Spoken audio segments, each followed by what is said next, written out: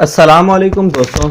इस वीडियो में मैं आपको बताऊंगा कि सीमेंस S7 1200 जो PLC है, इसमें हम मूव की जो ऑपरेशन है, मूव की कमांड को कैसे यूज़ कर सकते हैं। बड़ा ही सिंपल मेथड है मूव ऑपरेशन में मूव की कमांड को यूज़ करने का। तो मैं TI पोर्टल सॉफ्टवेयर में चलता हूँ। तो यहाँ पे आप एक पहले जो चीज़ आप फॉर एग्जांपल कहते हैं कि मेरी I0.0 पे जब सिग्नल आए तो मेरी जो मूव की कमांड है इसमें कौन सी वैल्यू किस में शिफ्ट होनी चाहिए। तो मैं फॉर एग्जांपल लिख देता हूँ कि MW0 का जो डाटा है वो MD10 में शिफ्ट हो जाए। तो ये देखें, अब मैं इसको एग्जीक्यूट करता हूँ, इस प्रोग्राम को PLC में डाउनलोड करता हूँ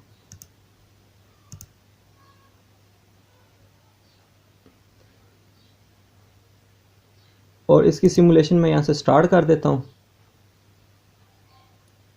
अब देखें, इसको भी मैं डेसिमल में कर देता हूँ। तो ये डेसिमल फॉर्म में कर दिए। तो अभी देखें 55 मैंने MW0 में लिखा है, ये सिंगल वर्ड है, तो ये इसको शिफ्ट कर रहा है डबल वर्ड में। तो ये मैंने 555 लिख दिया, तो इसने डबल वर्ड में इसको शिफ्ट कर दिया। अब अगर मैं इसकी एग्जीक्यूशन स्टॉप कर देता हूँ और यहाँ से इसको अब कोई डाटा राइट भी करूँगा तो ये इसको आगे शिफ्ट नहीं करेगा। ये देखें, ये माइनस में चला जाएगा क्योंकि उसको आगे शिफ्ट नहीं करेगा। फॉर एग्जांपल मैं 1 2 3 लिख देता हूँ, तो ये देखें, ये इसको आगे शिफ्ट नहीं करेगा। जैसे ही मैं इसकी इनपुट आएगी तो ये इसको एग्जीक्यूट करके आगे चला देगा कि ये तुमने ये काम करना है। फॉर एग्जांपल इससे हमने कोई टाइमर चलाना है या कोई भी चीज़ चलानी, तो मैं यहाँ से इसको क्लिक करता हूँ और टाइमर ऑन लेकर टाइमर ले लेता हूँ। तो MD10 में यहाँ पे इससे वैल्यू ले लेता हूँ कि MD10 में तुम अपनी वैल्यू दो, और इसके यहाँ पे Q से मैं कोई आउटपुट ऑन करवा लेता हूँ, Q0.0 फॉर एग्जांपल ऑन करवा देता हूँ और इसको मैं ऑन कर देता हूँ, ऑनलाइन कर देता हूँ एक दफ़ा।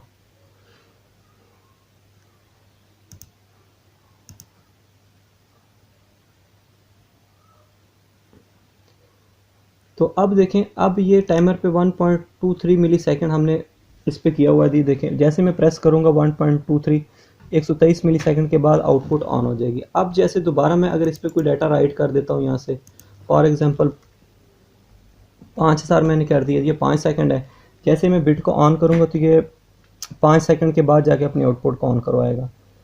तो मूव ऑपरेशन में ये जो 32 बिट्स डबल वर्ड से सिंगल वर्ड की तरफ भी हम शिफ्ट कर सकते हैं।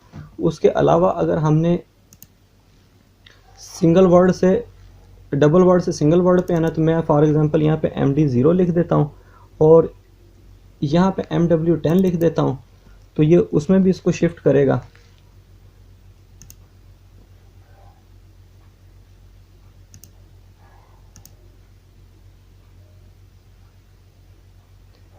अब देखें, MD0 पे मैं यहाँ पे कोई डाटा दे देता हूँ।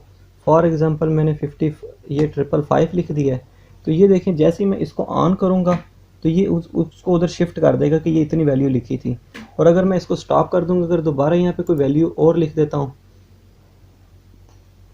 यहाँ पे फॉर एग्जांपल मैं 55 लिख देता हूँ, तो ये वहाँ पे एग्जीक्यूट नहीं होगी जब तक कि इनपुट से दोबारा ऑन ना हो। तो इस तरीके से ये आप डबल वर्ड को सिंगल वर्ड में भी शिफ्ट कर सकते हैं। और यहाँ अगर आपके यहाँ पे दो रियल वैल्यूज़ हैं DB ब्लॉक में या कहीं से भी रियल वैल्यू आपकी कोई दो हैं, तो फॉर एग्जांपल मैं लिख देता हूँ कि फर्स्ट वैल्यू और इसको रियल बना देता हूँ और सेकंड वैल्यू भी, तो दो रियल वैल्यूज़ बन गई। रियल वैल्यूज़ को भी आप शिफ्ट कर सकते हैं। तो मैं यहाँ पे क्लिक करता हूँ तो जो मेरा DB ब्लॉक बना है उसमें से मैं जाके ले लेता हूँ डाटा ब्लॉक, इसमें से सेकंड वैल्यू ले लेता हूँ और यहाँ पे फर्स्ट वैल्यू ले लेता हूँ डाटा ब्लॉक की। तो ये दो वैल्यूज़ हैं, अगर इनको भी मैं एग्जीक्यूट करूँगा तो ये मेरी रियल वैल्यूज़ को भी। अब देखें, यहाँ पे अगर कोई मैं वैल्यू ऐसी लिखता हूँ कि जो इशारिये में होगी, तो मैं उसको भी लिख देता हूँ। यहाँ पे फॉर एग्जांपल 55.987 मैं कर देता हूँ।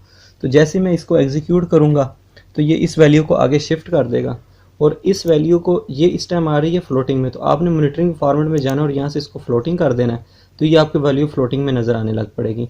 और अगर मैं इसको स्टॉप कर दूँ और दोबारा यहाँ पे कोई वैल्यू राइट करूँ, तो फॉर एग्जांपल 555 मैंने अब राइट किया है और जब वैल्यू आएगी तो ये तब इसको एग्जीक्यूट करेगा। तो ये फंक्शन इसी मकसद में यूज़ होता है, इस मकसद में यूज़ होता है कि कोई वैल्यू स्टोर हो और जब कोई इनपुट आए तो वो उसको उतना टाइम या उतनी एग्जीक्यूशन बता दे कि इतनी देर बाद तुमने ऑन होना है। अगर इस वीडियो में आपको किसी चीज़ की समझ नहीं लगी तो मुझे ईमेल कर दीजिएगा। अल्लाह हाफिज़, अपनी दुआ में याद रखिएगा।